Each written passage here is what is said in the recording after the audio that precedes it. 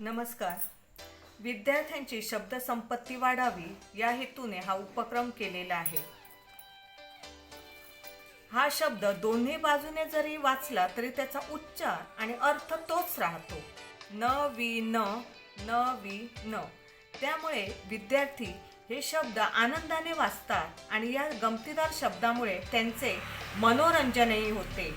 तर हा उपक्रम पाहूया. नयन, नयन.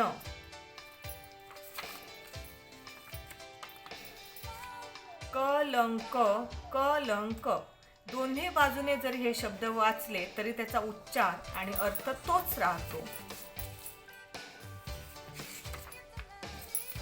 जहाज,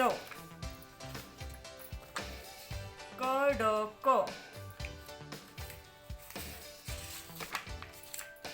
सर्कस, वर्षाव. रफार, समास. सरस, कालिका. टोमॅटो, कल्पक. कणिक, डालडा. नर्तन, नमन.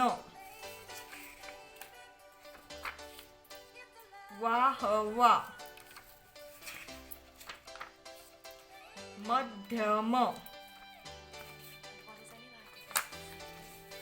सव्वीस, कर्षिक.